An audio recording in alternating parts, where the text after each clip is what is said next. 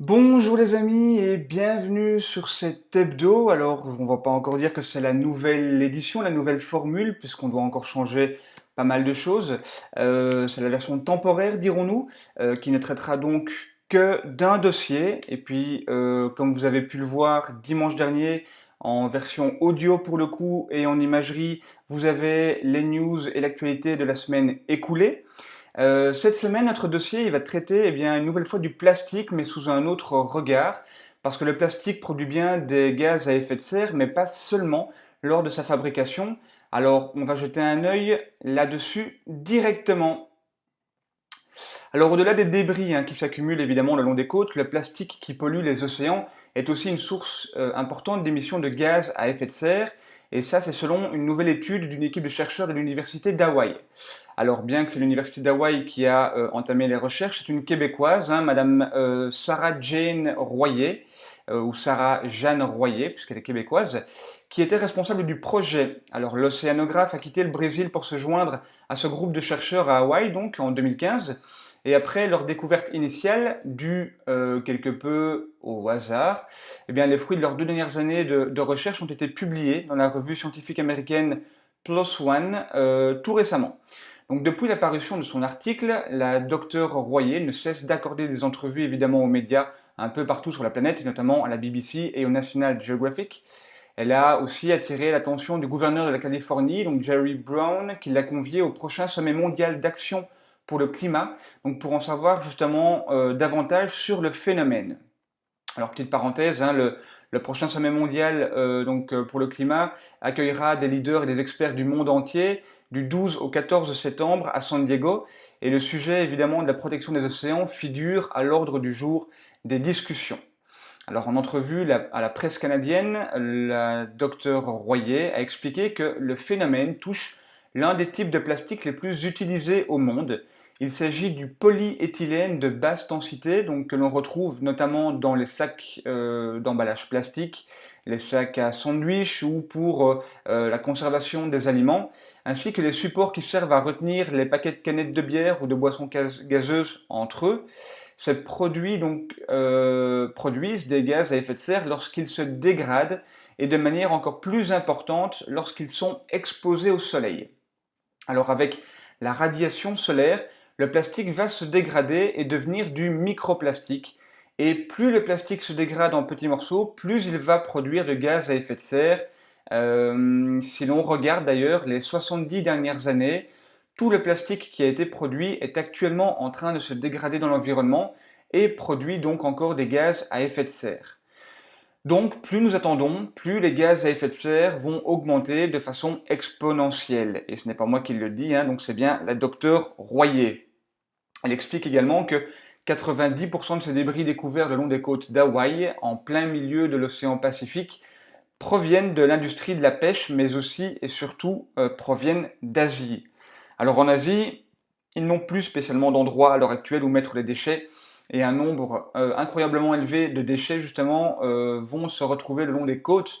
Par la suite, les marées hautes arrivent ou les moussons et amènent tous ces déchets à l'océan. Et à travers les courants océaniques, c'est 90% des débris qu'ils reçoivent à Hawaï, en plein milieu du Pacifique, et qui proviennent donc d'Asie. Et également, évidemment, des débris liés à l'industrie de la pêche, des filets fantômes, etc. Alors, même si les résultats de cette étude proviennent d'une université américaine, puisque Hawaï appartient aux États-Unis, en tout cas fait partie plutôt des États-Unis, il est peu probable qu'ils susciteront l'intérêt du gouvernement de Donald Trump, comme vous pouvez encore le vérifier. Pas l'hebdo de la semaine dernière, mais celui d'avant, je parlais justement de l'administration Trump qui ne faisait rien pour l'environnement. Donald Trump d'ailleurs a quitté le sommet du G7 en juin dernier au Québec sans signer de nouvel engagement contre la pollution des océans par le plastique, tout comme le Japon d'ailleurs.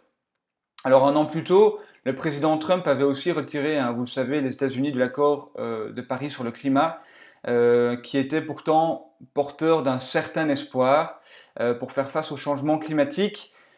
Pas de collaboration non plus de l'industrie des fabrications des produits plastiques, évidemment, hein. Pourquoi ferait-il des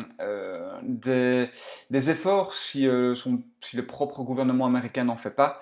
Donc ça a été extrêmement difficile de communiquer avec eux. Un site, un journal québécois, Radio-Canada, les a contactés, hein, les grosses industries américaines de production de plastique. Ils ont tous répondu donc à Radio-Canada et à la docteure Royer. Ils ont tous répondu justement qu'ils ne voulaient plus répondre à leurs questions, ils ne voulaient plus communiquer. Donc malheureusement, les industriels du plastique savent très bien ce qui se passe, ils veulent pas commenter ça, ils veulent pas partager. Donc ils se dédouanent de toute responsabilité.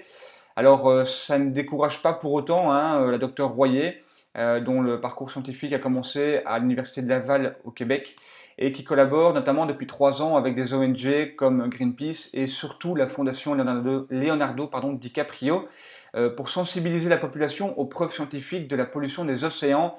Alors nous en Europe, on se doit aussi de faire bouger les gouvernements pour qu'ils prennent conscience de l'impact du plastique dans nos océans. Je vous invite d'ailleurs, si vous voulez avoir un documentaire plus poussé sur le plastique, normalement vous allez le retrouver dans le coin. Ici en haut, on a fait un épisode Récifo dédié au plastique. On vous invite à proposer certaines alternatives, certaines solutions et à faire prendre conscience aux politiques qu'il est temps de changer.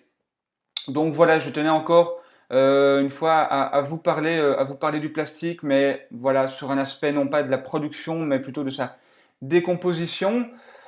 On arrive à la fin de cet hebdo de la semaine 32, si je ne me trompe pas. Alors dites-moi dans les commentaires ce que vous pensez de la problématique du plastique. Si vous encore, vous utilisez des sacs plastiques ou du plastique en général, dites-moi aussi quelles alternatives vous pouvez utiliser ou vous utilisez peut-être déjà. Comme ça, on pourra échanger là-dessus. Alors n'oubliez pas non plus, hein, comme d'habitude, de nous aider en likant et en partageant nos hebdos. Vous aiderez aussi les océans en informant un maximum de monde. Je vous remercie d'avoir regardé cette vidéo comme d'habitude. Merci aussi à toutes les personnes qui nous écoutent à la radio. Prenez soin de vous et des océans et à la semaine prochaine. Récif allemand vôtre.